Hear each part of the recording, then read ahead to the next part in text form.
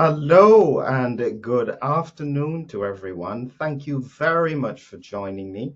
I'm Dr. Philip Macmillan, and I'm here to be focused on a review of COVID-19, looking at our conferences since July of 2021. So we've had about five big conferences, and it's been a tremendous honor to have all these people from across the world sharing their ideas. And I apologize to my LinkedIn audience. Sadly, I am in the bad books at the moment, and so I am not currently on LinkedIn. Hopefully, that will change in the near future. However, if it's not, you can always find me here on YouTube or on Substack. And so, similarly, we have a lot of voices that need to be heard. We're coming to a very challenging time of the pandemic. It is certainly not over, and we need as many ideas and solutions. And so, this today has given me a chance to discuss with some of our wonderful guests about some of the thoughts that they have had over this past year, beyond and through the conferences that we've had. So I'll add my guests in quickly here in a moment, and I'll get everybody to quickly introduce themselves. We're still waiting on a few people to join with us, and that's something that we'll get them to introduce themselves subsequently. So can we probably start with just a quick introduction? I'll start with you since you're the top, Professor Banerjee. You want to do a quick introduction? Good evening, everyone. I am Amitabh Banerjee. By training, I am an epidemiologist. I served in the armed forces as an epidemiologist for over 2 decades. And presently, I am in a teaching school. I am professor and head of community medicine. And we have been following this pandemic for the past 3 years. And we are given the responsibility of monitoring the pandemic population of 30 lakhs. So, briefly, when I talk of epidemiology, I'll be touching upon it. Thank you. Wonderful, thank you. And Dr. Robinson, Tim, how are you? Can you? Hi. Hello, everyone. I'm Tim Robinson. I'm a retired general practitioner. Now I've been working in the long COVID services in the southwest of England for the last year and a half now. I run two long COVID services, so patient interface, managing their care, but also I oversee another 8 services within the southwest for the National Health Service England. Thank you. Wonderful, thank you. And Jennifer? Aloha, everyone. Good morning, good afternoon. Thanks so much for having me back, Philip. I have a PhD in microbiology and molecular cell sciences with subject matter expertise in respiratory viruses. I spent my career working in studying the pathology and immunology of mostly influenza viruses. I've managed government contracts for testing candidate vaccines for Ebola viruses. I've also most recently worked as an epidemiologist at the Hawaii Department of Health, was on the front lines of the outbreak response, doing over 700 case investigations along with contact tracing. So I have a unique mix of experience from both the research side as well as the public health side. Excellent, thank you. And Carlet, yourself? You have to unmute your mic, Carlet.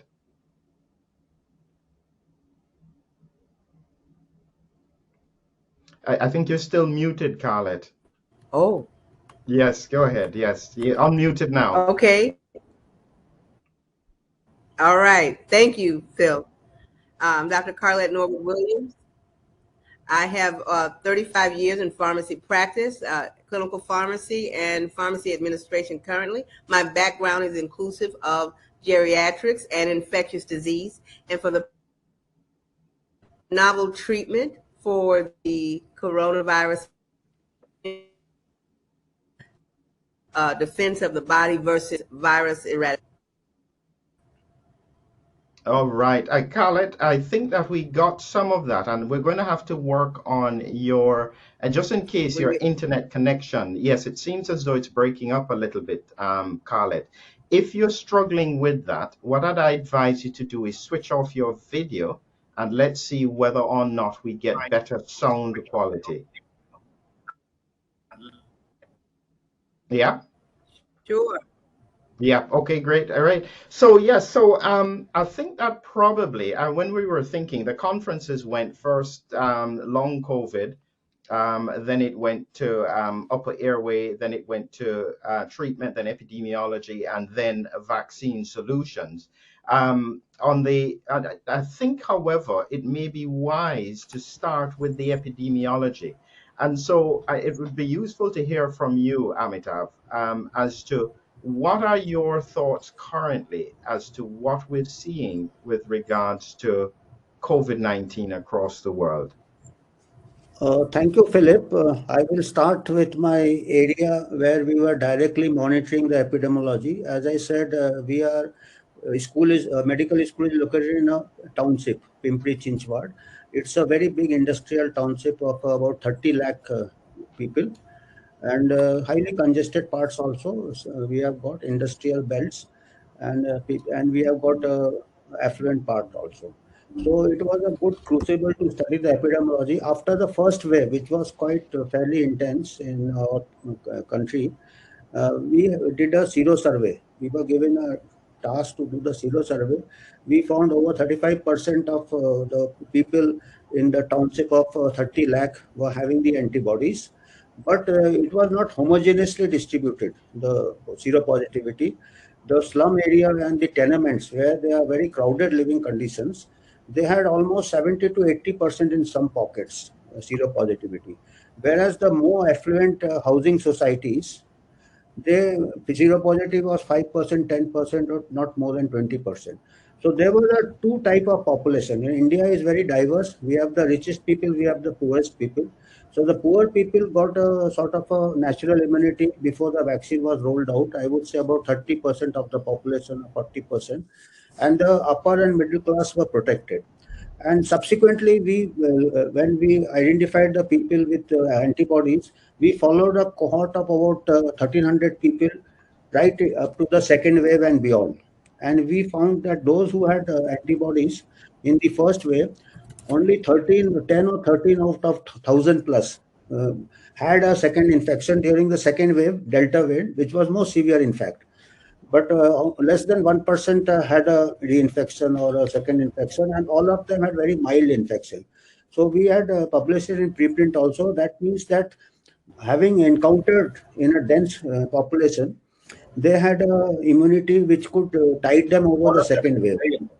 So what happened after the first wave was over, somewhere in 2021, January, February, all the cases in India came down, and it gave a false sense of complacency that the pandemic is over, and everybody came out, the upper and affluent classes, those who were protecting themselves by working from home and COVID appropriate behavior, they also came out, and then vaccine started, but before the coverage could roll out properly, there was a very vicious second wave. And then large number of people, the middle class and upper middle class, those who were more westernized and slightly obese and different lifestyle, and they were protecting themselves during the first wave, they were the brunt of the second wave. And there was a chaos, medical stampede, because the hospital beds were not available, and it was a panic. And then subsequently the second wave also came down. So what was my hypothesis is that everybody will get infected. You cannot prevent it, you can postpone it. And subsequently in India also, in the national level, there are certain states which did very well in the first wave. That was Kerala was one example that was taken as a model, because they could maintain the population isolation and other things, but subsequently they lagged behind. And if you see the global landscape also, those countries like Taiwan, Australia, New Zealand, they did very well in the initial part. Now they are having a lot of problems, even in spite of large vaccination coverage, high vaccination coverage, almost 80% vaccination coverage. The Taiwan is having a high number of cases and deaths also. Similarly, Australia compared to the previous performance. Similarly, Israel, Singapore, Malaysia, and Indonesia, lot many countries. So ultimately, what happens is and then subsequently studies from Israel also has brought out that the naturally acquired immunity is 13 to 27 times more robust than the vaccine immunity. And the new variants are escaping the vaccine. Probably they are not escaping so much the people who have acquired the natural immunity. This is one aspect of the epidemiology. Other aspect I had presented earlier, there was a difference in the different continents. The Western countries where the obesity levels were very high. The BMI levels were 3 times higher BMI than the Asian and African countries. So high BMI correlated, the obesity correlated with high mortality and severe COVID deaths per million. In fact, 10 times more deaths per million the Caucasians, the European countries and the American continent were having. Asians were having 10 times less, Africans were having 20 times less mortality. Japan is a very good example, which has a very high age, but it has a very low BMI, average BMI of people, almost like a. So it was having a very, that is also very interesting. It was having a very high, less mortality, but after the vaccine rollout in Japan, Japan also showed a spike. So it requires a proper follow-up to what is happening, that why, as expected, the vaccination coverage is not really curbing as it was expected.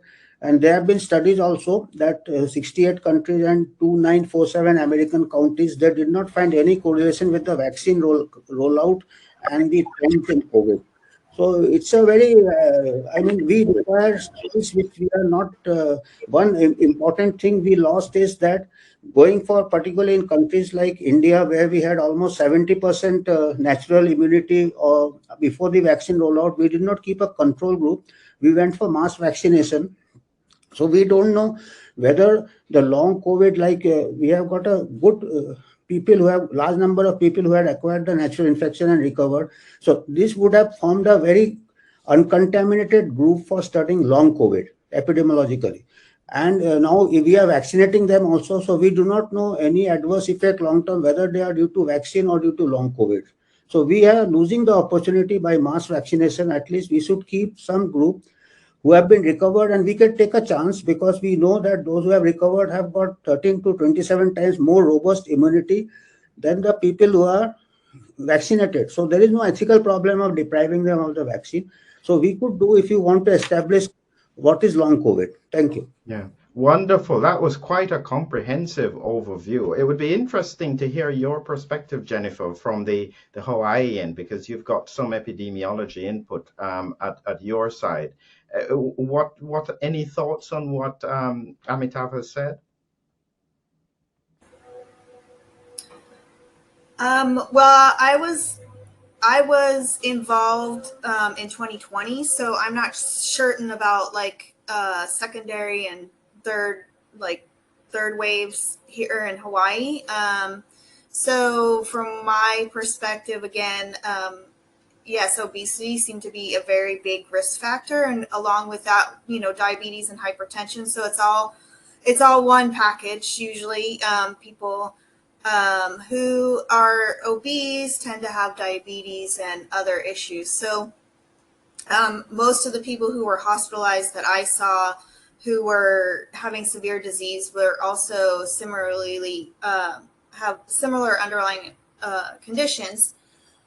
So here in Hawaii, we have one of the highest vaccinated populations. Over 75% of the population was fully vaccinated after receiving the vaccines. Here, what I can say is we started to see the highest case rate of the entire during the entire pandemic. So it's an interesting correlation. I have seen the data that's coming out now. We have this Walgreens data that's been really good as far as tracking cases that are people who are being tested through Walgreens and according to their vaccination status. And it's quite interesting to see that there seems to be a dose response with these vaccines. So more with each successive injection, we're seeing higher cases. So that's an interesting correlation. It should actually be the inverse, one would hope. So yeah, I have more limited information than Amitav, but similar observations. Yeah, thank you very much. And I mean, Tim, at the moment, I think the UK is leading the world with regards to the growth of infections, and that's very worrying. I mean, not necessarily from an epidemiological point of view, and we're going to come on to long COVID shortly. But any thoughts about what you've heard? Um, I think comments really revolve around reporting, um, uh, and the concerns are that obviously testing with the dropping of testing, therefore the numbers, where we are wondering whether the numbers are actually realistic, and I think that sort of extends across and around the world. You know, yes, we are only as good as our data, and so what can we go on if we're not testing and we don't have reliable data?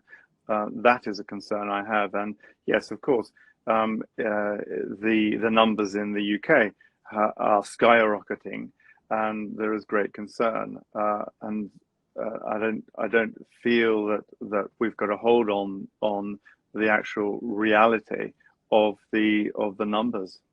Yeah, I think that's quite true. And from Khaled, I mean, I know you're not necessarily epidemiology, but anytime we touch on a topic, if you have any thoughts about it, it would be useful to hear. Any thoughts about what you're seeing or hearing on the ground in the US? Yes, yes, Hmm. yes, absolutely. I love the speakers who are assembled here, and so I'm taking notes. Dr. Banerjee said, the first wave was very intense. By the time the vaccinations rolled out in India, they did have some mass natural immunity, and then they moved the vaccine population in Hawaii 75%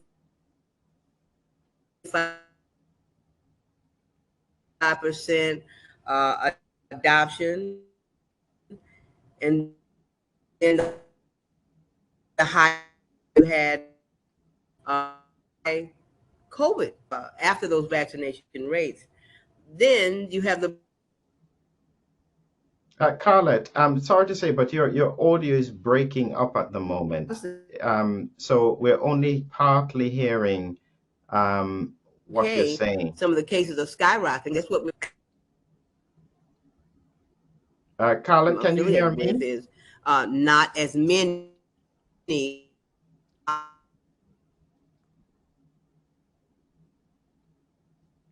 Okay, Khaled, um, I think we've lost the connection temporarily with regards to Khaled, and so And yeah, so I don't think Khaled a can lot hear of me so either. pharmacist perspective, knowing that the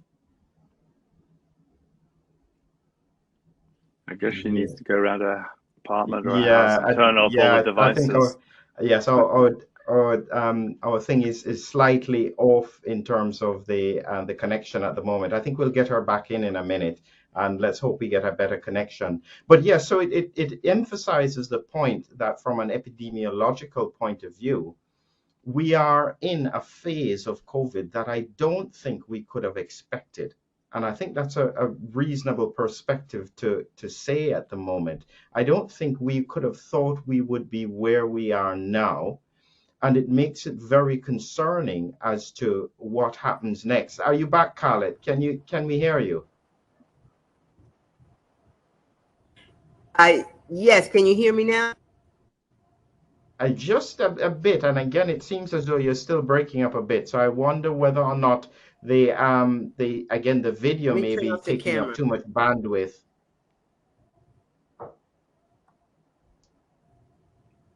What about now? Yeah, hearing you now. Is that better?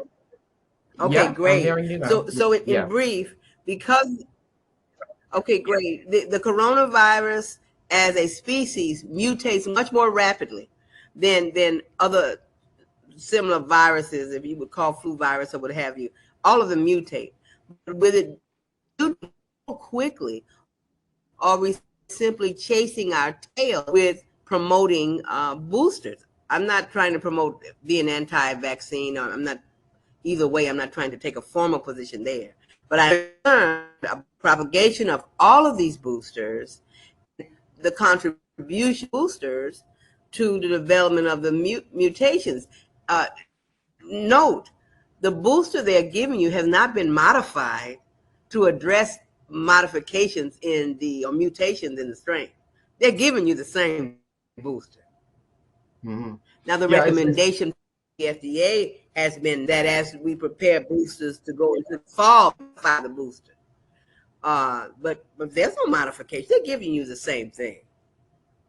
and it raises an important point that again I'll highlight. I think it's a controversial point that when we had John Abeles on, he had made this point about it almost makes us question what is the mechanism that we saw protection for about 3 to 4 months with the vaccine, first dose, second dose, booster dose, fourth dose, because when I looked at the autopsy results and we saw that some patients with still viral dissemination had antibody levels greater than 2,500 international units, it makes you realize that could it be that the mechanism of protection, because there's clear benefit with the vaccine, but it doesn't last too long, is it that that mechanism is more to do, more like with a monoclonal antibody infusion, where it has a general immune suppressive effect that reduces the risk of severe hyperinflammatory response, which has been characterized by severe COVID-19. And it's a question kind of that I put there. I'm not sure if anybody wants to make any comments about it before we shift along. I would. Yeah. And that is okay. Yes, it felt like the vaccine was turning the ship around, and the numbers were dropping. But what are we seeing now? The numbers are racing up again. But that has come at the same time as we're dropping our shields and dropping our distance. And so why is it that the vaccines don't seem to be as effective? Is it because they're not as effective, or is it because we've stopped the measures? And so we were patting ourselves on the back, thinking vaccination. Look at the numbers drop. Is that because we were being social isolating, etc.? I don't know. I'm not an epidemiologist or a virologist. So I can comment too. So we know that these vaccinations don't produce sterilizing immunity, so they're skewing the immune response to the one specific viral protein. We're not getting broad and robust immunity from these injections, as we see with actively acquired immunity after being infected and recovering. So again, as I've said before, we don't know the correlates of protection. Is it antibody? It doesn't seem to be antibody. We have to look more at memory T cells that are being promoted from these injections and how broadly protective those are. And then with the shift of the variants, again, they're escaping that whatever immunity that is being induced by these vaccines. However, with each successive injection, we're seeing a shorter and shorter lasting protection. So with the most recent boosters, protection starts to wane even sooner, within weeks instead of months. And then again, as Carlette mentioned, we're still using these spike protein from the original Wuhan strain instead of updating this to be the more updated variant. So that's a huge issue in terms of matching. And we see this with flu season also, matching the vaccine to the circulating strains. So I thought that the reason they chose this mRNA technology for the vaccine was so that they could readily update these to match currently circulating strains. The problem is, because it's such a highly mutable virus, we're basically chasing after a moving car. So like we're not going to catch this virus with these vaccines. It's going to be nature's going to be faster and smarter, and so we're going to almost have to predict what the next one is to be able to make it's akin to like the flu vaccine, predicting what the potential circulating strains are going to be, and then make a vaccine and hopefully we match that or catch what that next variant or mutation is going to be. Mm. So it leads me into probably one of the very first conferences we did with regards to long COVID. And it would be really interesting to hear Tim's perspective on where we are in terms of the UK with long COVID. But the more that the virus spreads, are we increasing exponentially the risk of getting long COVID? And this is another very important question that we do have to get a handle on and an answer for. And so, if you don't mind just giving us an idea, Tim, as to where things are with regards to long COVID. Yeah. Okay. Well, just to answer that last the last comment you made, the COVID symptom study, basically the Zoe app has demonstrated that Omicron BA1, note I'm saying BA1, not 4 and 5, BA1 versus Delta, 50% less chance of developing long COVID from Omicron BA1. So that is encouraging, because when we cut to talking about long COVID, that is my main concern. The rest is what you guys are thinking about.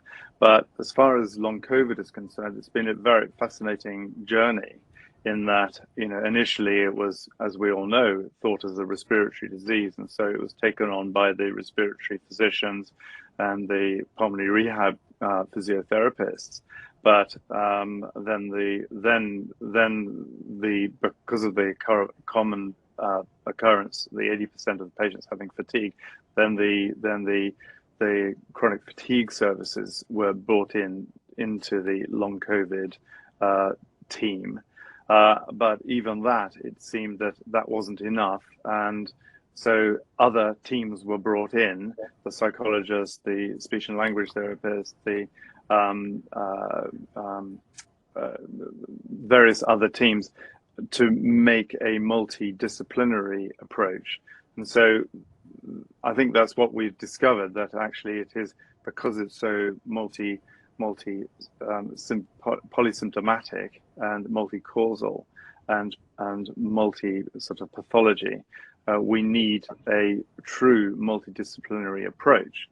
And that's been exciting to see that working. And I think that's really the 89 clinics that are around the UK are demonstrating that quite nicely, that each patient is treated on an individual basis, and they are offered a whole raft of therapies, plus some pharmacological intervention for anti-inflammatory, such as the use of colchicine now, which was previously just used for gout, the use of the selective sinus nodes receptor blockers, so ivabradine for the dysautonomic patients. So there's been new treatments brought in. But I think our problem, so in other words, I think it's all very exciting, and there have been massive developments, and it's all working much better for our long COVID patients. However, long COVID itself has had a bit of a stormy journey with regard to acceptance by not only the general public, but also the medical fraternity. And also, perhaps, I'm just a bit suspicious that from a sort of politico-economic point of view, I think that they see it as a massive time bomb about to go off with regard to being able to pay for, these patients who again, knowing that the prevalence is female and working age group, a lot of patients are not being able to work, and the sort of vocational and occupational side is completely jeopardized by having long COVID. And so obviously people are beginning to think, okay, what about compensation, or who's going to pay for this long-term condition, long-term sick? So I think that there are many strands that complicate the whole the whole long COVID picture on many strands, many levels. So not only in the conventional medical side, then there's this sort of there's the political and economic side. Yeah, that's very valuable. And one of the interesting questions that I wanted to ask Amitav is, I remember asking a doctor in the Philippines about long COVID, and it was so interesting that his response was, yes, we know about it, but we don't really see it. And it was a similar response in Pakistan as well. And I thought to myself, isn't that strange? What is the experience in India with regards to long COVID? Have you seen anything, Amitav? In fact, this is compared to the population we had and compared to the infection spread we had. As I said, as on 80% of our population had already encountered the virus. Compared to this large pool of infections, we don't see so many cases of long COVID. In fact, we had taken up a project which was not, in fact, approved also. I think it's a very complicated thing, autoimmune or hygiene hypothesis. I think there may be racial differences.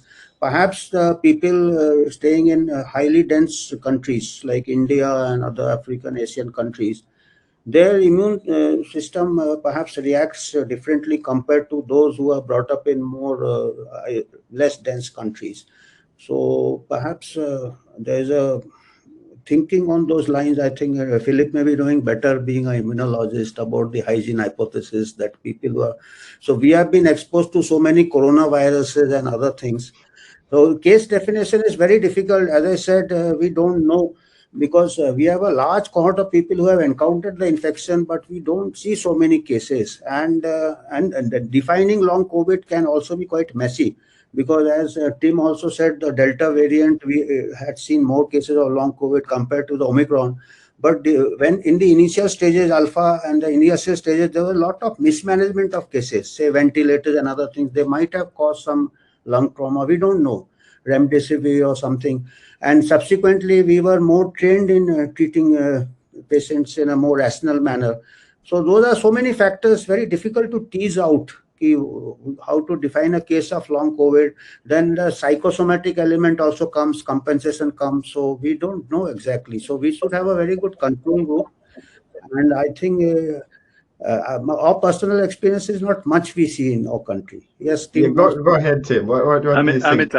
Amitav. Okay, remember that old adage: if you don't look, you don't find. I agree.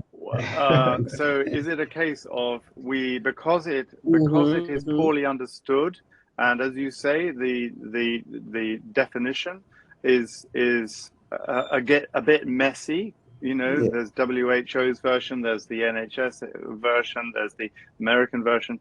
Is it because the actual diagnosis, the definition is messy? And is it because we're not tuned into it? I mean, is it, or not we? I mean, countries that are saying that haven't got long COVID haven't got any long COVID. They're not seeing any. And actually, guys, when we look at the pathophysiology of this disease, does that mean that all those other countries, other than England, have had a much gentler COVID illness, COVID experience? Because hold on, what do we know? The pathophysiology, the multiple immune inflammatory dysfunction must have led to all the other things that we are seeing in the UK, such as dysautonomia and all the microthrombi and the mast cell activation. So that must be happening throughout the world, because it's the same virus, different variants, but same virus, wild type and alpha beta. So so there must be long COVID, and I feel that it's just being underdiagnosed because they're not looking for it. I mean, Northern Ireland have only just got their first sort of, and a lot of people behind the curve, because Northern Ireland have only just got their first clinic. The Wales have now only got two. We in the UK, in England, we've got 89. Biden has just recently said that there will be a long COVID clinic in every state, but that's small numbers. So I'm wondering, if we don't look, we don't find.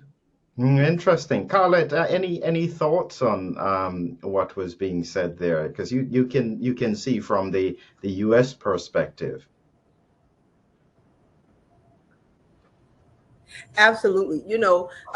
It was just remarkable listening to Tim's summary of the impact of long COVID, and he's exactly right. Providers are challenged with classifying long COVID appropriately.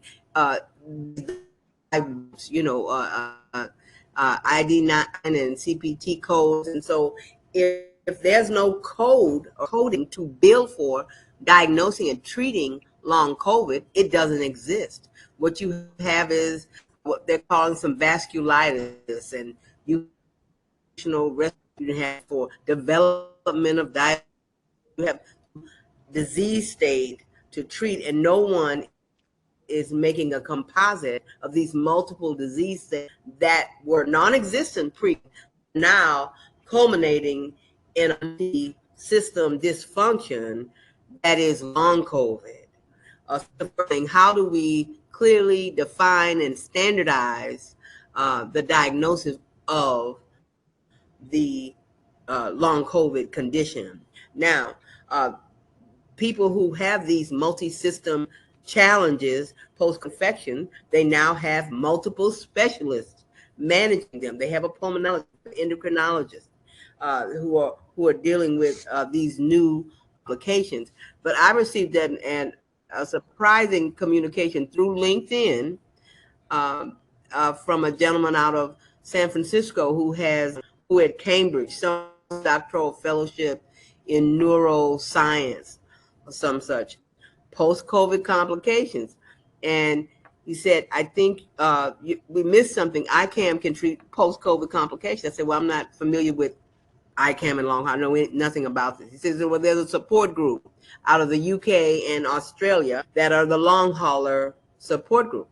And it appeared that 2 weeks of the regimen minus the macrolide, but with immune support, high dose immune support, the corticosteroid, dealing with the inflammatory challenges that have been lasting for them, a 2-week regimen seemed to make a major difference. They wait a month and they do another, 10-day course, and there seemed to be some type of correlation with a reactivation of their immune system and reducing some of the inflammatory challenges. So that anecdotal, of course, is something I wasn't looking for, but this physician had been a physician whose daughter is in the UK, and her colleagues, were COVID positive. They weren't admitted apparently because of their age concerns that they weren't at risk for death.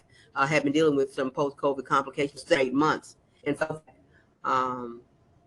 this particular immune support anti-inflammatory regimen seemed to pull them out of the list of dealing with the after effects of a severe COVID situation. So I use that concept with a family member of mine, post-COVID complications. Sure enough, it seems to really make a major difference. So they're doing, instead of the standard 5-day course, they do a 10-day course, and waited 30 days and did another 10-day course, and it a very big difference in their mobility, their breathing, and some other issues. But of course, that's anecdotal.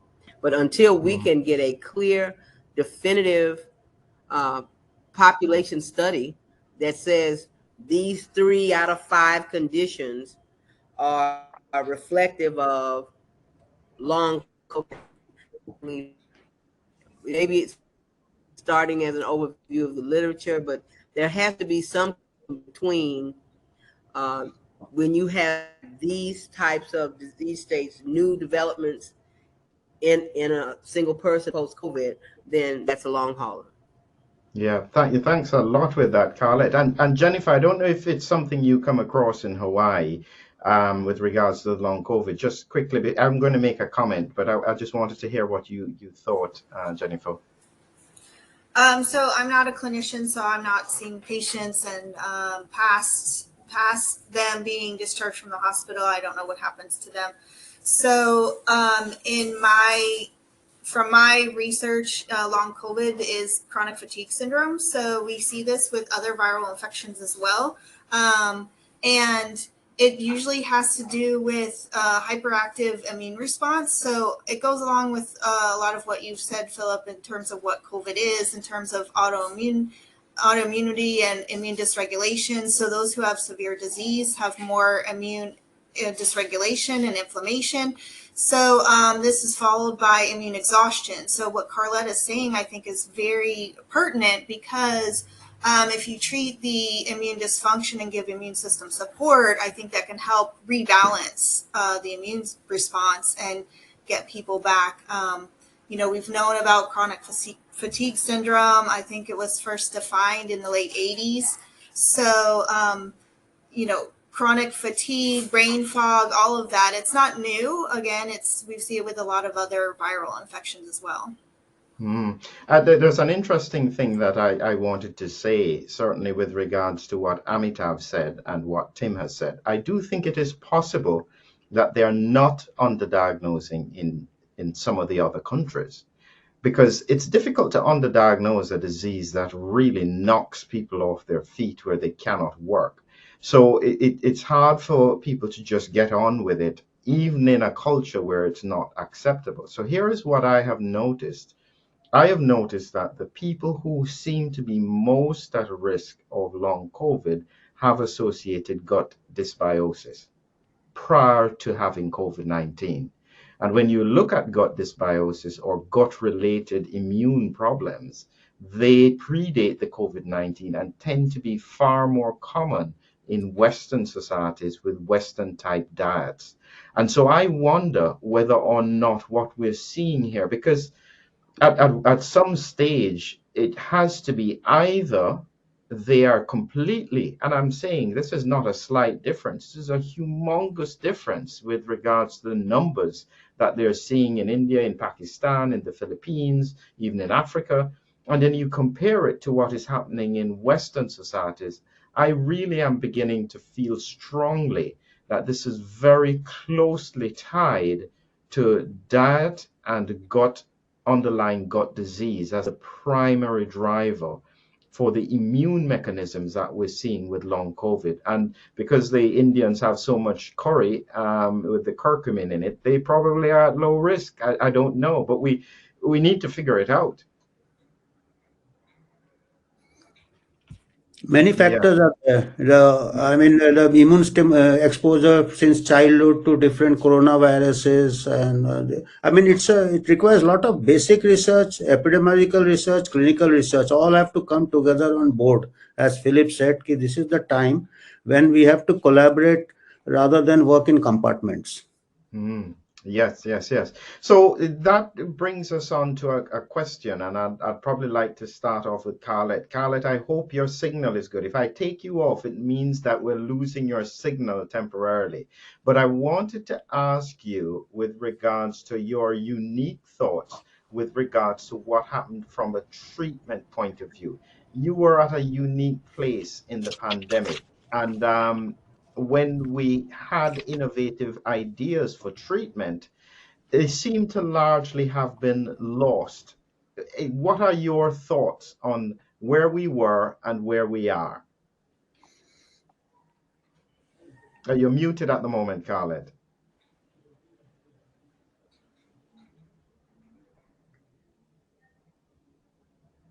Khaled, can you hear us? You're muted at the moment.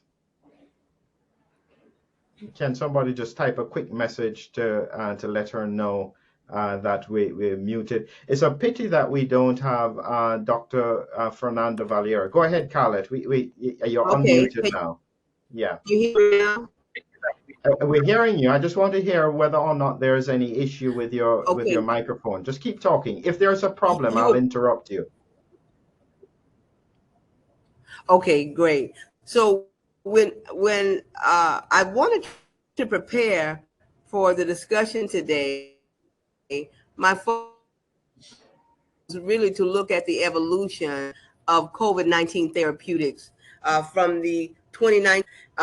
We're all familiar with the celebratory response that we heard when it was determined that hydroxychloroquine and azithromycin showed some positive outcomes in a small group, maybe 38, 36 patients or so, and maybe 12 did well. And so from the pharmacy's perspective, um, we were concerned not just about hydroxychloroquine, but the doses that would be required, and in patients with QT prolongation. But it was asked for. We would order it, but subsequent to global demand, hydroxychloroquine was no longer available. And then the attention was moved toward ivermectin, and ivermectin was shown to have positive outcomes. But from the pharmacy perspective, we know that once you get past uh, drug indication, we are concerned about dose dependent effect, right? So even if it was intended to work, the doses required in ivermectin to treat COVID was a concern for risk of harm to the patient, and it's a careful balance. But now, they were looking at remdesivir. Remdesivir had showed promise and benefit in Ebola, and so even though it was indicated as an HIV drug, there was a concern that we need to be able to access remdesivir. Not enough to go around, so there was criteria for use that was implemented that limited its availability. When the ICAM protocol was developed, it was simply because we were on a waiting list for remdesivir. We weren't sure we were going to be able to get it, and we wanted to use what we had on the shelf versus nothing at all. Had very positive outcomes there. Unable to release that to the masses as a formal IRB published study, so transition to convalescent plasma and dexamethasone, and those became the standards of care globally, remdesivir and dexamethasone. But there was still only about a 30% survival that was documented using those interventions. Convalescent plasma was a promise that really didn't live up to the initial claims as well. So now we have transitioned to the vaccines as a priority preventative. Does absolutely show some definitive benefit of less hospitalizations, even if there are some collateral infections seen despite the vaccinations. But the novel monoclonal antibody infusions, particularly for those patients who declined vaccination and decided they would wait for those, resistance developed with that therapeutic intervention as well. So now we have approval to use remdesivir much earlier in the course of viral infection, as well as Paxlovid, the oral antiviral intervention. And then in April, it was released that using Paxlovid, a certain percentage of patients, a low percentage, it has been said, would develop rebound coronavirus infection.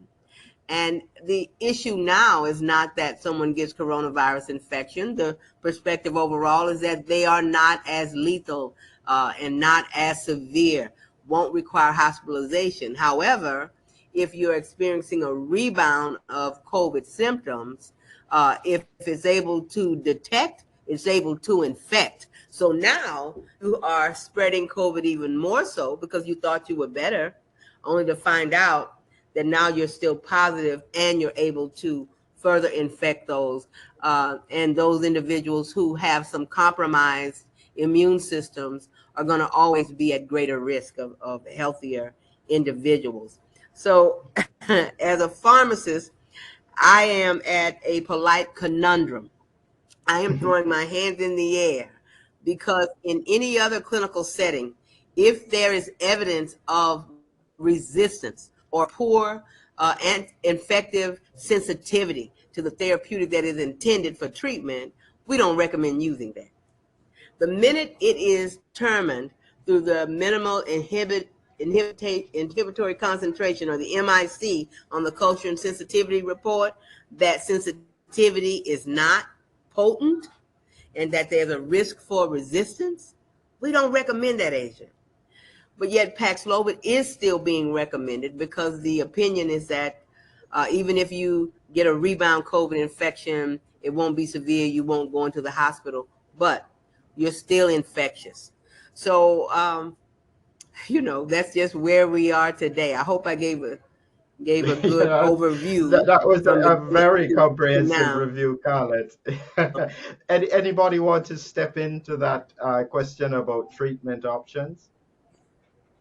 Hi, Uh, Carlette. So, Carlette, what about sort of anti-inflammatories in the UK long COVID arena? We're using colchicine a lot for the pleuritis, the chest grip, the lung burn that patients are experiencing. So that's quite a novel, if you like. It's off label, as well as repurposing a drug, because as you know, it's used for acute gout. But I think that's fascinating. Mhm. Yeah, and Amitabh, I wanted to I ask an agree with you. interesting. So go ahead, Khaled. I'm speaking more comfortable with colchicine. Okay, I am actually more comfortable with the anti-inflammatory benefits of colchicine because it still doesn't seem that the dosages are the same level of risk of high dose hydroxychloroquine and higher dose ivermectin. I believe that we should have always approached coronavirus due to its inflammatory pathogenesis. I believe that we should always start with an anti-inflammatory intervention to interrupt the course of the severity of the disease. Viruses only live 5 days for the most part, other than HIV. Uh, you know, the coronavirus lives 5 days. The flu lives 5 days. No one dies specifically from coronavirus. They die from the complications of uninterrupted inflammatory progression in the pathogenesis of the virus in the body. So you deal with the inflammation. But I also believe you must deal with the challenged, compromised immune system. I believe that they are married. The inflammation would not be able to get a foothold or an anchor if the immune system was strong enough to prevent it or combat it or be in defense of the body. So I agree. Inflammatory approach should be our priority, but it should be married, in my humble opinion, with an immune stimulatory impact. Go ahead, Tim. Whilst I'm still with Carlette, can I just ask one other question? So, Carlette, what about DOAC and DAPT? Thinking hypercoagulable state of COVID, acute COVID, resulting in microthrombi, which obviously the Pretorius et al. In South Africa have identified the amyloid microthrombi. So what is the position in the US with regard to treating patients with dual activity, dual action antiplatelet, as in aspirin and clopidogrel, along with a DOAC? The one which most people are prescribing is apixaban. What's the view in the US with regard to that whole hypercoagulable Yes. state and treatment of? The health systems that I hear are not ordering preventative anticoagulation upon COVID diagnosis. I do. I believe that the standard inflammation, we deal with the immune challenges, and we add anticoagulant as a preventative due to the progression of the inflammatory pathogenesis of COVID. Now, here in the U.S., what I am familiar with, I'm not a practitioner. I'm a pharmacist, second line. What I'm familiar with is onboarding of an anticoagulant with post-COVID complications. Familiar with bringing on an anticoagulant hospitalization as they are progressing in their requirements of clinical for care during the protocol that we had worked with before started with immune support, corticosteroid, and anticoagulant as standard. And I think it simply makes sense because the hypercoagulable stage is part of the pathogenesis of rampant inflammation in the COVID infection. It just makes sense to me. But I haven't heard that it is currently standard of care. I've sort of been limited with any further research, and that's another situation. Excellent. But it Yeah. should be the approach. Now, you mentioned DOAC. DOAC, apixaban. I'm sorry. No, go ahead, Khaled. I thought you were Someone winding say down. something. Make the point about I believe the apixaban. DOAC, apixaban. Yes, the DOAC or the apixaban has been the singular use that I have. If I have a patient who comes or a physician who comes with recommendation, and it's, apixaban is in the U.S. very expensive. Uninsured prescription is high, $300 here. It's not generic. So when people do not have funding for the apixaban, then I've always recommended high dose aspirin versus 1 milligram. We have a 325 milligram here, once or twice a day, based upon the patient's risk of coagulability.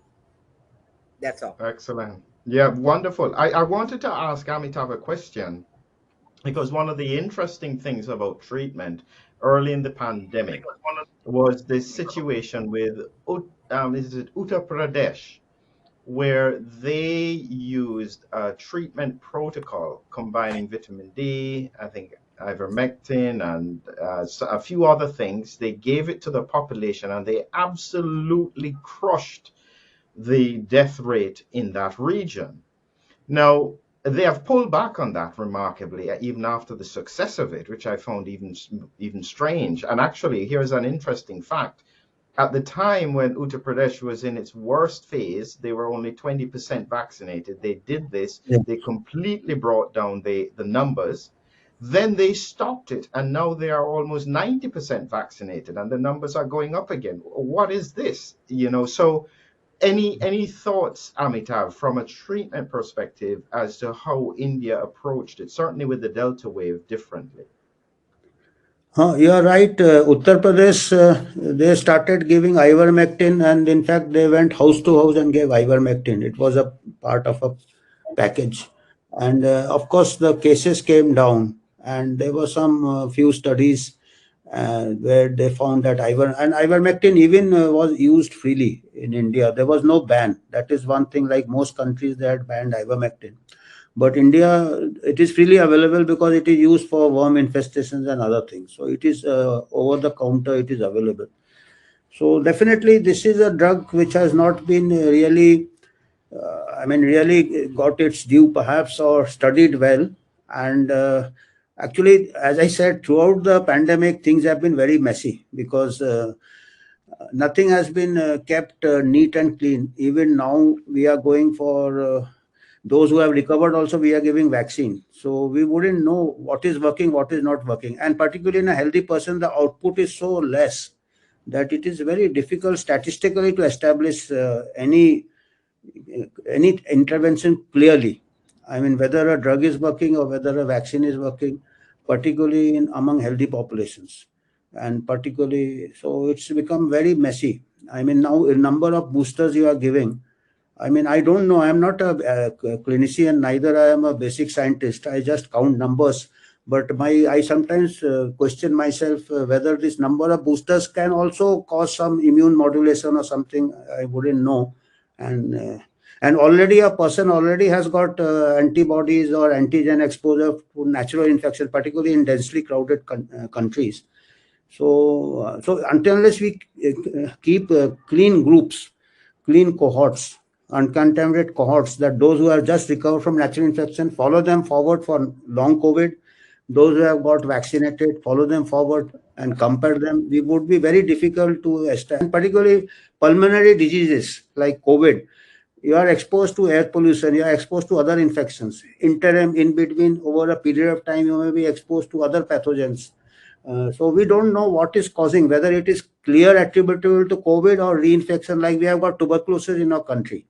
hidden tuberculosis. So we don't know what is, I mean, it's very difficult. I mean, if you look for something, you will find it, but that can give prejudice also. I mean, with all regards to Tim.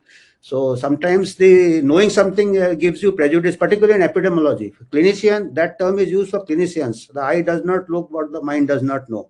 But an epidemiologist has to be totally blind. So our approach is different. So that's Yeah, why we have so to come together. We have to come together and come to a negotiation and some give and take and some trade-offs. Then only we'll get the full jigsaw puzzle or whatever puzzle we can solve it. absolutely. I just wanted to get Jennifer's thoughts with regards to, from a treatment perspective, what we're seeing with regards to antivirals and the thinking from a virologist as to why we're not, say, getting more success with them. Certainly. So, viruses are tricky. As Carlette said, we have to worry about resistance. So antiviral resistance can be a real problem too. So, again, I go back to flu because that's my main expertise. And we see this with influenza, the amantadine and romantadines cannot be used because flu viruses became widely resistant. So we have to be really judicious in the use of antivirals to avoid resistance. So that being said, I think early treatment is really key to decreasing the severe effects of the disease and also in reducing spread and transmission.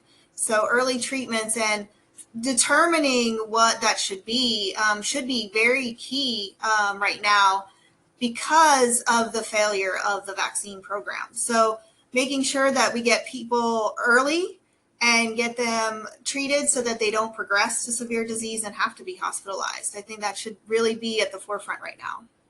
And we also need to look at, I think I've said this before, pivoting and looking at treatments like Dr. Robinson is doing for long COVID, but also for those who have been vaccinated. So we need to look at treatment and support for those people and the coming possible effects of all these booster doses that people are getting. Yeah, yeah. So we're in a complicated phase, and I think that one of the things that I'd recently shared about is that I think that, as I've always said, the research pointed to the fact that severe COVID, long COVID, is an autoimmune disease. If it's an autoimmune disease where we're primarily using steroids, have we shot ourselves in the foot by priming the immune system to variants that will trigger an immune or potentially autoimmune response because they're evading the upper airway immunity? And this is really why I think I recently said I am worried that we're going to see a tsunami of disease in the next few months. And the problem is that it's not going to present as severe respiratory disease. It's going to present as almost everything else, just high numbers. And we're seeing hospitals being overwhelmed across the world. And we're not answering the question as to why this is occurring. Based on what my research is pointing to, we're likely to see a significant exacerbation, almost a very fast turnover for peripheral vascular disease and therefore thromboembolic disease, simply because the immune response can trigger plaque growth. And so you're going to see everything speeded up 2 or 3 times. And so we may not see those outcomes for another 6 months to a year, and it will be very difficult to make sense of.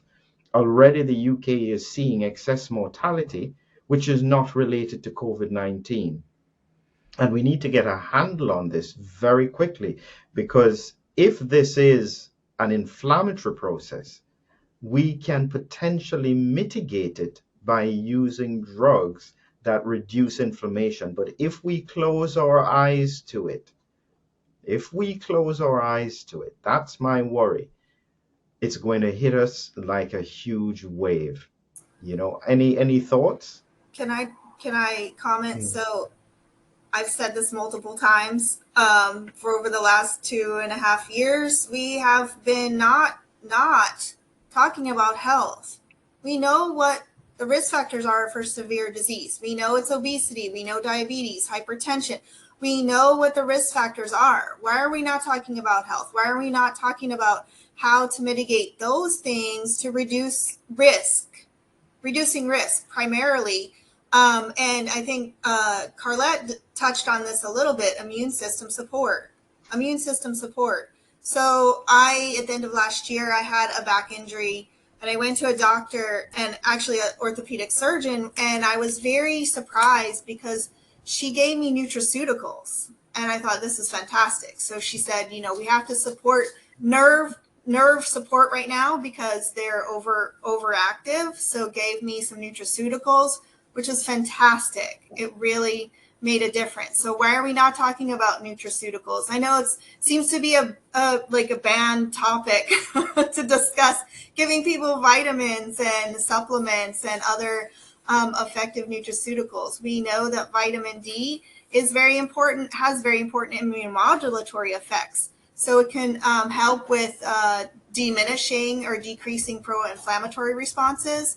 Get outside, get some exercise, go for a walk, get vitamin D. We really need to start talking about health and support primarily to prevent. Let's talk about prevention and support first off. Yeah, and it leads. You go ahead, Tim.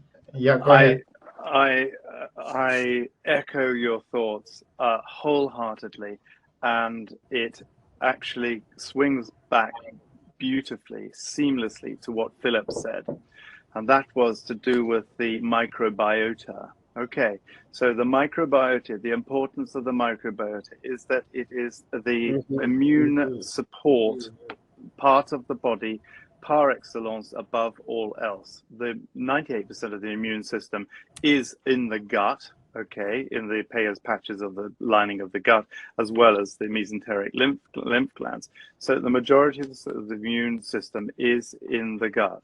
So we should be nourishing the microbiota that are maintaining a healthy immune system. With a healthy immune system optimally functioning, then it gives us a chance to not only deal with acute COVID, but also long COVID, and that is essential. We should be, and I think it's very interesting that your orthopedic surgeon, I mean, that's fascinating in itself. Orthopedic surgeons, have been sort of historically more sort of hands-on, carpenters than anything else, and that the fact that they are talking about nutraceuticals is crossing the Rubicon and actually becoming switched on and fantastic, thinking out of the box.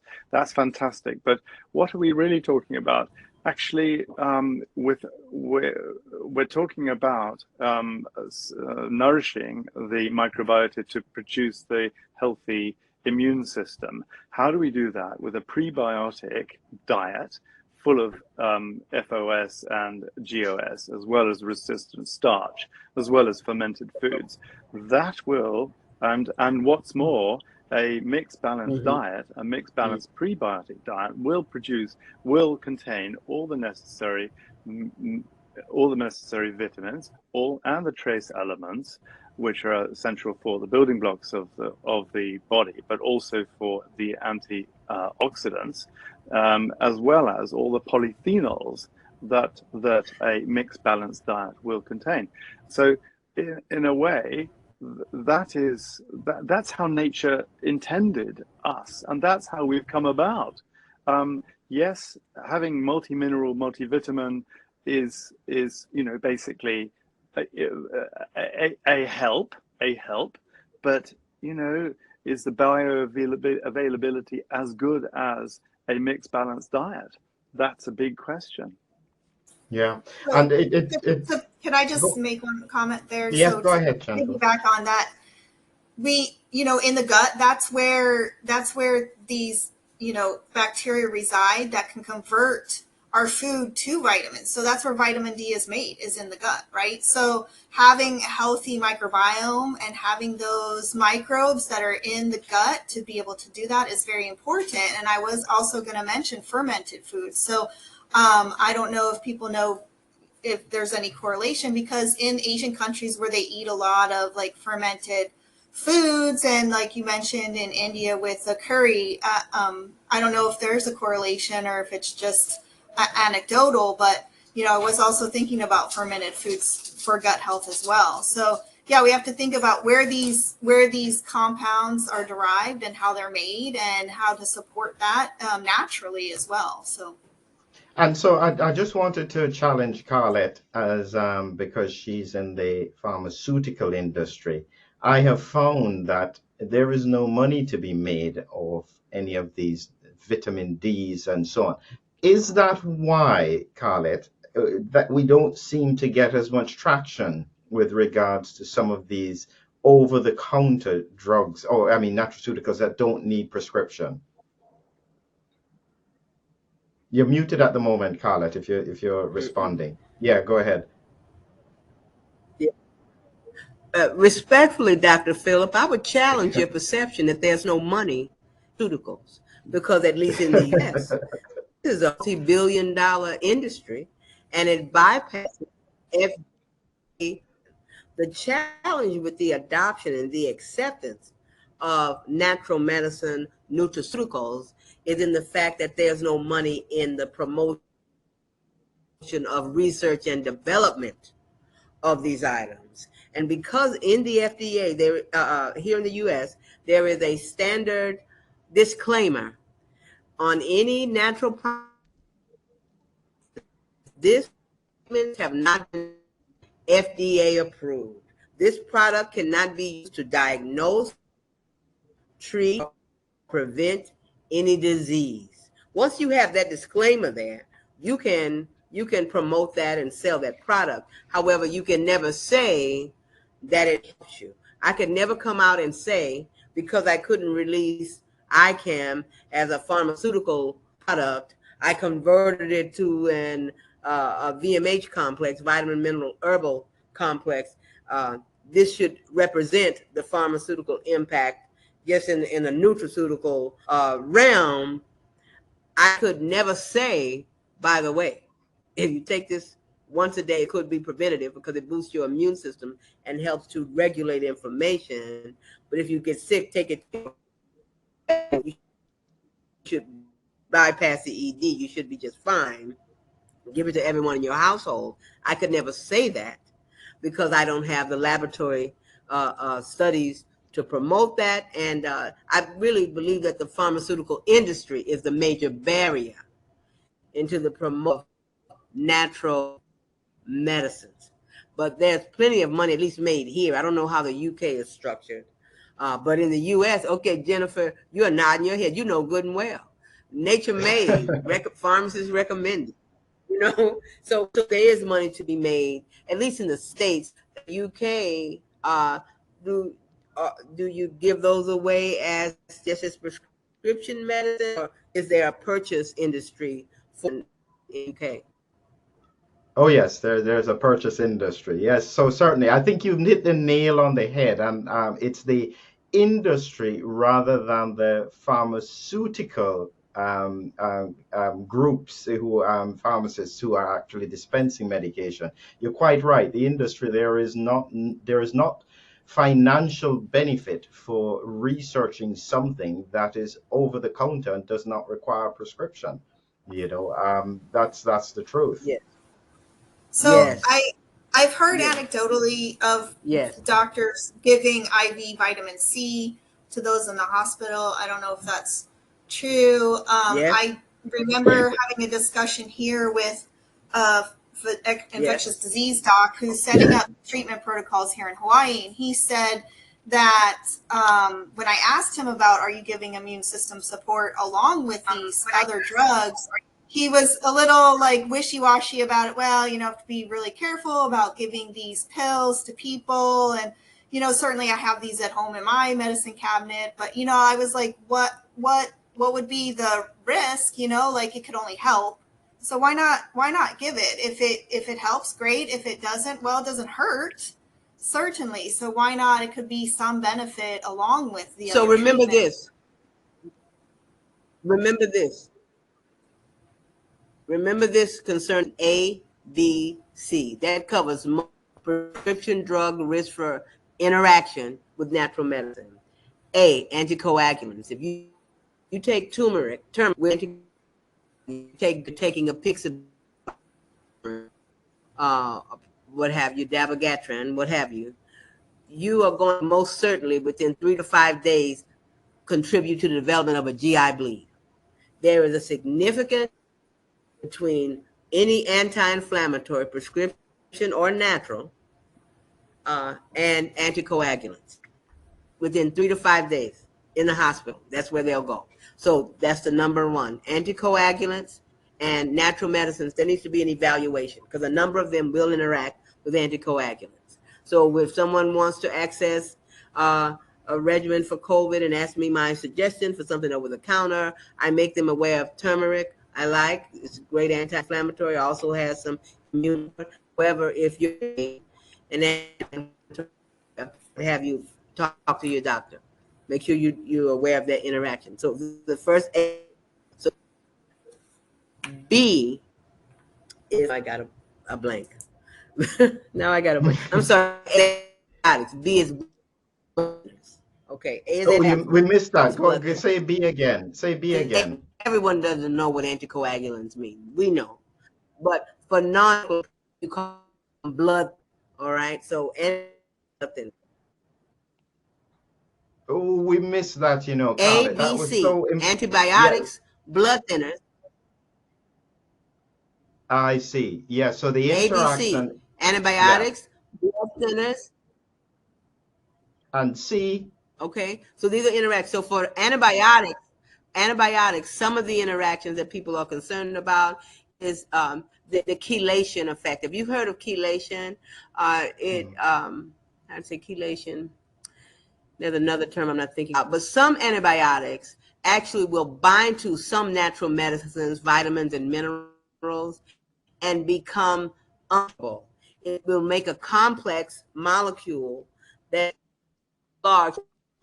So you won't get either the mineral herb supplement or you won't the antibiotic. You'll get neither of them because they will form a complex that is unabsorbable. Not all of them, but many of them. Some key points are any of the vitamin D, not the B's, but definitely vitamin C, vitamin D, maybe vitamin A. They will bind together with fluoroquinolones, as an example, and become unabsorbable. They will pass through the gut. You wasted your money and your time. Does that make sense? So yes, the yes, complex yes. that can be formed with some antibiotics and some natural medicines, there just needs to be a review. You simply Yes, go to yes, yes. Google and do an interaction checker. They're all free. Just put in that antibiotic and that natural medicine and make sure that they're not one of the ones that would form the complex. So ABC. A is antibiotics. The concern is that neither of them will be absorbed. Mm-hmm. It could increase the effect of the blood thinner, whether it's clopidogrel or apixaban, ABC. All right. Mm-hmm. And the C is cyclosporin. I use cyclosporin as the object drug that transplant patients, right? So when people have a transplant of heart, lung, kidney, liver, right? Anytime they have a transplant organ, they're required to take an anti-rejection drug. The prototype is cyclosporin. They have others, but cyclosporin is generally going to always be part of that regimen. So now I'm telling you to take an herbal that has immunostimulatory effect or a vitamin D, great immunosupport. Zinc, a mineral that is synergistic to D, great immunosupport. But if you are a person who had a liver transplant, God bless you, you found a kidney to survive, because you're going into figure. You can immunosuppressed your anti-rejection drug, which acts as an immunosuppressant. So now you have potentially created a physiological environment that is rejecting the organ you were so desperate to receive. Does that make sense? A, B, C. Natural medicines, nutraceuticals should be evaluated. Doesn't mean you can't take them. Evaluate them. To bring it back to COVID. Bring it back to COVID. I think what we're agreeing, Philip, is that basically microbiota is important, very important to address. And I think one of the things that you said, Philip, which really sort of took me by surprise and has really made me think and sit up, was that, okay, Philippines. You quoted Philippines. There's no long COVID in Philippines, and my response was, if you don't look, you don't find. Actually, hold on.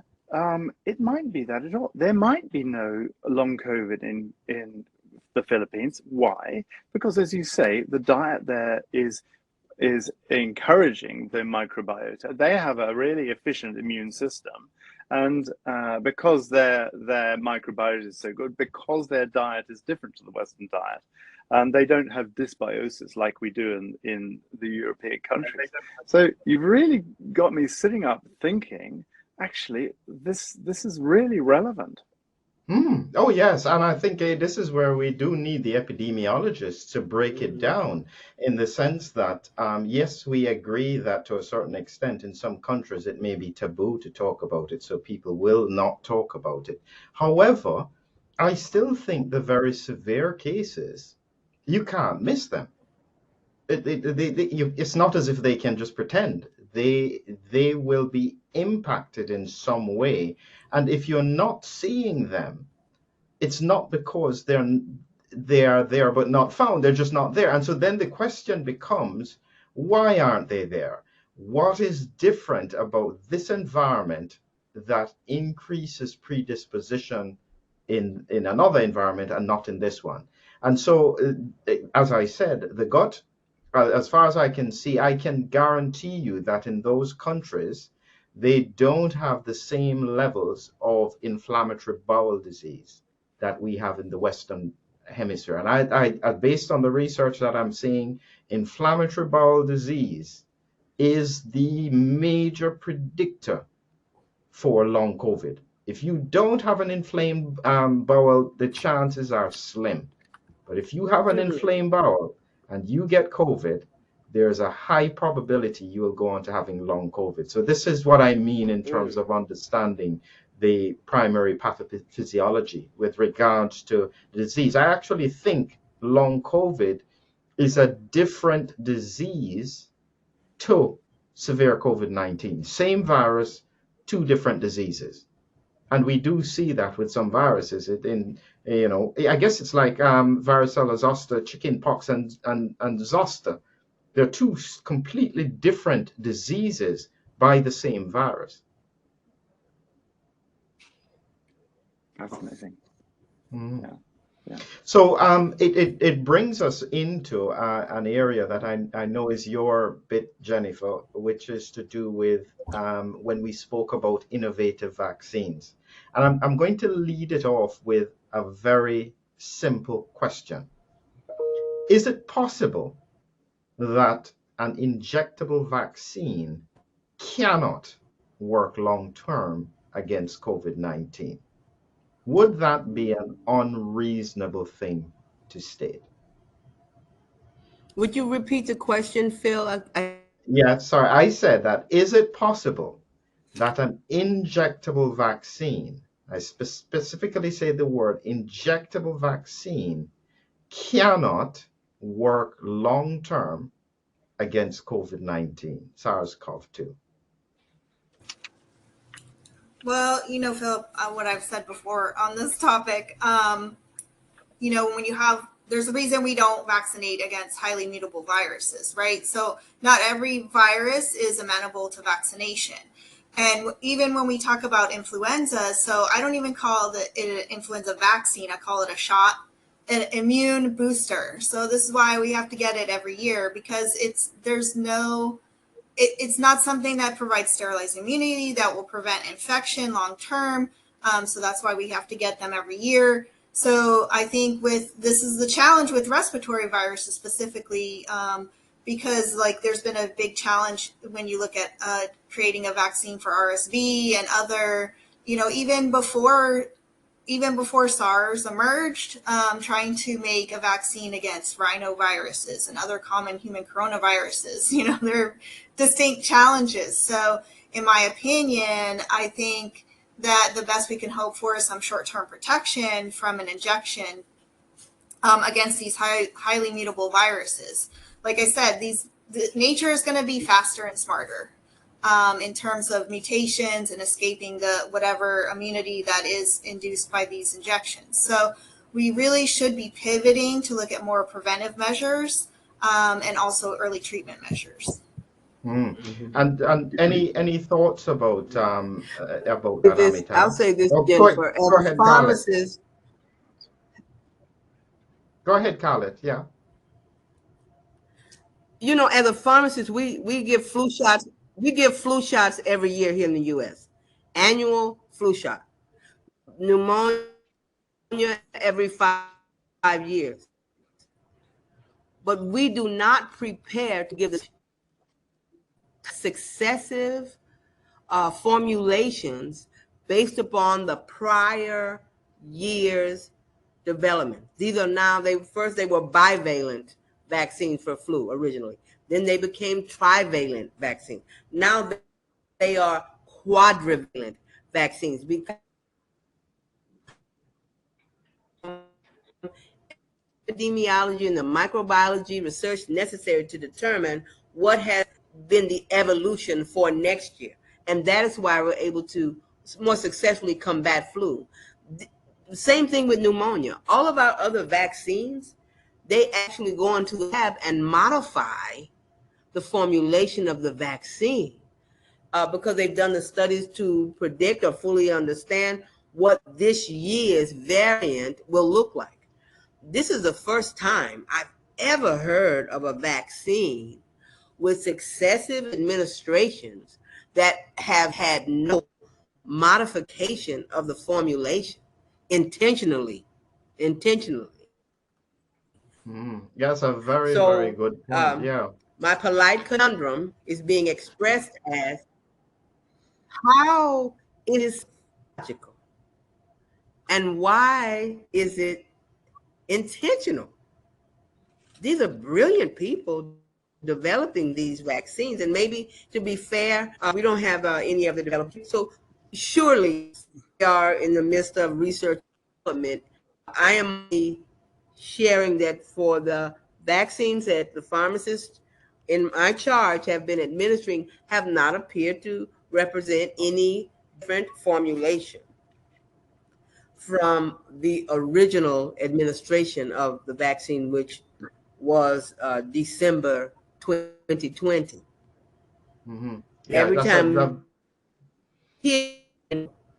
naked eye, I don't take a microscope, haven't seen any insert. Package insert is where we get all of our details. In a particular change, but who am I? I'm just a pharmacist.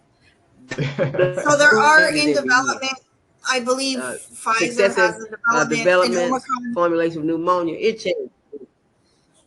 Yeah, thanks, Khaled. Go ahead, Jennifer. Pfizer has in development Omicron specific vaccine. So the question there is, now we're past Omicron into subvariants.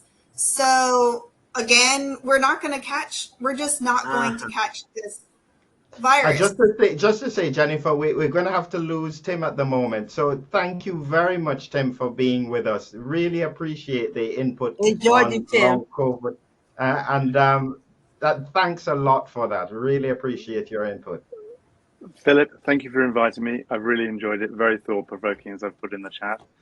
So thank you, and lovely to meet you other guys. I hope we meet again, and I hope what I've said makes some sense. Absolutely. Very best. And good luck to you all, guys. See you again. Okay, great. Thanks, Bye-bye Tim. Bye-bye. Bye-bye. Yes, sorry, Jennifer. Go ahead again. So again, Pfizer is making an Omicron-specific vaccine, but we're already past Omicron with other subvariants. So again, it's like chasing after a moving car. Like, are we going to catch this? I don't think we're ever going to catch it, and we're not going to be able to predict what nature has in store for us next. There's also talk about a universal or pan specific coronavirus vaccine that, we've had challenges with a universal flu vaccine. So something that we can give that'll cover all flu strains. And I think, again, it's going to be very challenging to develop given the breadth of hosts that we're seeing now with these coronaviruses and just the mutations that are continually, how this virus continually evolving. So there are things in the works, but again, I think there's going to be very challenging to catch up and to actually provide something that's going to provide long lasting immunity. And I guess just trying to think about what's the rationale here is like we're looking at trying to eradicate the virus.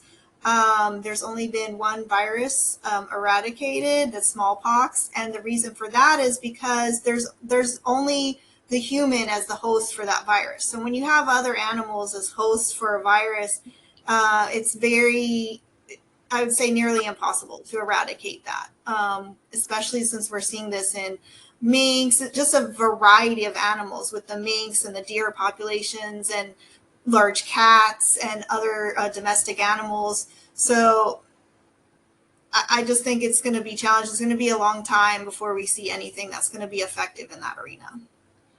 What I would say before I ask Amitav his thoughts on this, but what I would say is there's a reason why I said that is the characteristics of SARS-CoV-2 is that evades interferon and it hides.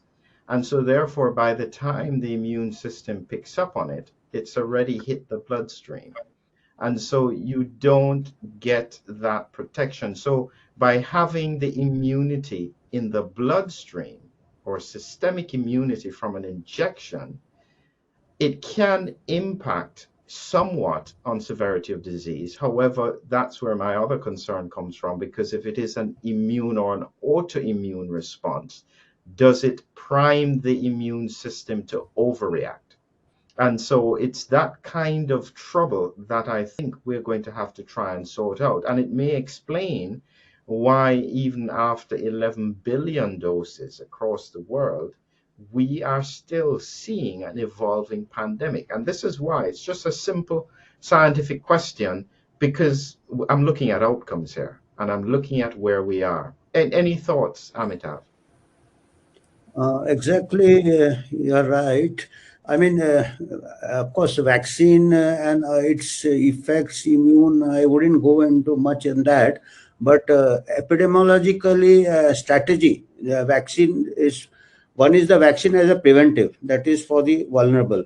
And as Jennifer said, going for eradication, mass vaccination is a strategy of eradication, which I think was amateurish, because you cannot eradicate, as she said, that when you have a reservoir in animal, then you have got so many subclinical cases. Smallpox didn't have subclinical cases. Then the problem of diagnostics also, smallpox could be diagnosed by a layperson also. It can be self-isolated by these assays. There were no subclinical cases. And smallpox vaccine was very effective. So here, everything, we have got a leaky vaccine. All the more reason we cannot go for mass vaccination. It is waste of resources, and you may be giving rise to mutant strains. That's a different issue. But it doesn't stand to reason when 80% of our people would already be, say, immunity due to natural infection, or they are not vulnerable. And as she said, we cannot catch up with the mutations, because it is like catching a deer in the jungle. You can't run as fast. And she said about cars, so I'm talking about the jungle. It is as difficult as catching a deer in the jungle. But I think you can still catch it if you go only for focused vaccination instead of focused mass vaccination. If you make vaccine only for the vulnerable, you could keep changing it with the new variant, and you can focus it. And mass vaccination doesn't make any sense as on today. So, I mean, I can only talk of the population level at what's happening when you give and all. I'm not a basic scientist, so I wouldn't know much. But that is the symptoms.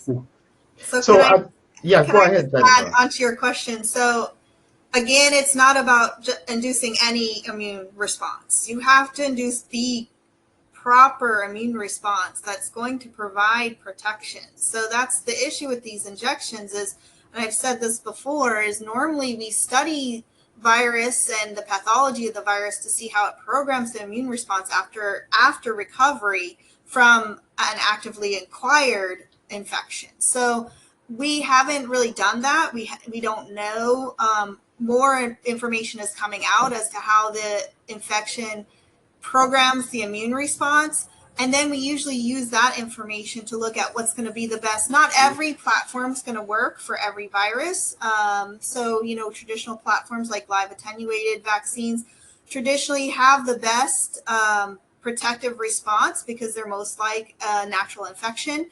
So looking at that and looking at which viral proteins are going to provide the most broad cross-reactive immunity for future responses to future variants. So that's very important. So it's not about inducing any immune response. We have to induce the right immune response in the right amount so we get a robust protection from future variants. I have Excellent. a Yeah. question for Jennifer. Actually, I wanted to ask this to number of virologists. Like when you get a recent infection, initially you should have a IgM response, but in COVID you get directly IgG. So can you say something about this? So my thoughts on that are when there were reports of people having a very early immune response, there were some reports as early as 4 days, 7 days after infection, they were already seeing IgG. That to me is a flag saying that's pre-existing immunity that's being induced. So we have something called original antigenic sin. So when you have a virus that has multiple different variants, and you have pre-existing immunity, when you are infected with a new strain, you actually boost the pre-existing immunity, and that's what we're seeing first. So we're seeing that, and you actually see very little immunity. We see this again. We go back to flu viruses because that's my expertise, and I've seen this in animals. So if they get infected we intentionally infected animals with an H5N2 strain, come back and give them an H5N1 strain, we see a boost in the antibodies to H9N2. So that's called original antigenic sin. So the first virus that they see is the one that you're going to get a boost to immunity to. So when I see this in people, that tells me that that's pre-existing immunity that's being induced and that's coming back to provide some kind of cross protection. It's just This is not normal to see that so early. Yeah, yes. So, and this is similar to what you would see with dengue as Okay. well, that Yes. kind of you respond to the first virus when you've Strain. got the second virus. And it would make sense for what we're seeing with regards to triple vaccinated people being at higher risk for Omicron infection if they are responding to the original Wuhan virus with antibodies. Therefore, it means that they're not developing the broad immunity that they would require to produce mucosal immunity. That would probably be a sensible explanation for where we are. Right. There So, was a study done, actually, I believe by Pfizer or Moderna, looking at this. So they had a vaccinated cohort and a cohort that had been unvaccinated and then infected and recovered. And of course, in those who been vaccinated and got infected, they showed that there was little to no anti-nucleocapsid antibodies induced. Whereas in those who were previously infected, because they have a much broader immune response. So this is the thing when you're using one viral protein versus more broad. So there are other viral proteins that interact and are very important for immunity. So it's not just that one and that one is antigenic. So with other proteins, and I've seen this multiple times now with nucleocapsid antibodies being important for more cross-reactive, broader immunity. So they showed in those who were previously infected that they had much more robust anti-nucleocapsid antibody response versus those who had previously been vaccinated and then infected. So there is some evidence that antibodies for that would be key to helping with future or reinfection.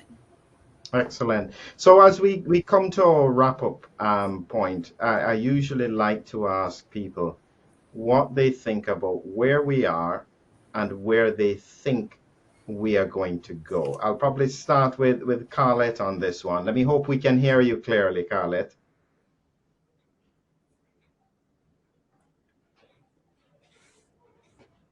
Carlette, are you hearing You me? know, is major for me, but from here moving forward, I would like to know specifically from Jennifer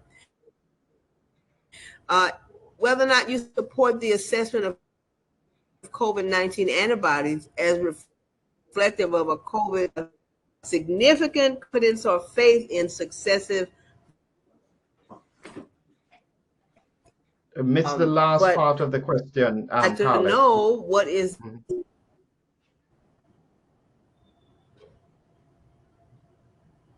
Oh, we're still missing it. I think what she was asking, Do you see the assessment? we're missing you at the moment, Carlette. Do you think you can get what she said, Jennifer? I think what she was asking was moving forward with regards to I think it was the response, the antibody specific response to the booster. Is that the best almost correlate of protection, which is what we probably seem to be using at the moment? I don't think so. So, um, again, it's not about inducing any type of immune response. It's what is actually going to be protective. With a lot of virus infections, T cells are key to providing memory and cross protection. So we need to really be looking at T cells. And I think they're actually, usually this is done in like academic labs and it's very expensive. But I think there are some test kits that are coming out now that can look at T cells in more clinical laboratories. So I think, again, we really need to assess this and look at what is the key correlate of protection moving forward to be able to say this. Now, I know that the US is probably the only country not using, not acknowledging actively acquired or natural immunity in those who've been infected and recovered. So that's very interesting given that um, we should be the most innovative and on the forefront of this. Yeah, excellent. And Amitav, any thoughts as Uh, where we're going to be going? I think again it will be different continents will be experiencing different. I think as far as the Indian continent, India, Pakistan, Bangladesh, it has. I think we have reached the end of the pandemic. But as I said, those continents, particularly Taiwan, New Zealand, Australia, those who have been isolated, I mean, they will be facing. They are facing already more. I don't know. UK is facing long COVID. I'm not very much aware of it, but I think it may be due to the demographics also. Very elderly population, and after some time, if it is so prevalent, the infections, it may be the coincidental finding will be labeled as COVID death. So I mean, there are a lot of hazy things in this pandemic. How you define the cause of death, how you define whether it is COVID is causing or other comorbidities. So I think by and large, it has stabilized. A stable endemic stage has come in the African and the Asian countries, but Yeah. Western countries will be facing a different.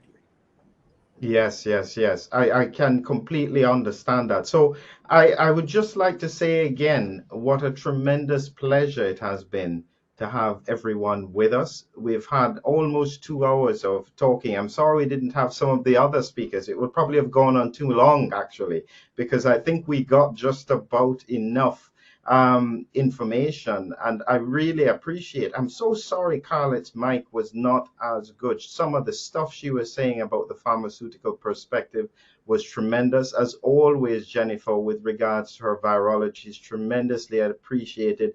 Professor Banerjee, with regards to the epidemiology and the understanding of the pandemic, I think that he has probably hit the nail on the head. It's over in some parts of the world, but it will continue to be an epidemic. It seems to be in highly vaccinated regions of the world, and therefore the approach to it is going to be much, much different. Thank you, everyone. And again, thank you to all of you for joining us. Really appreciate it.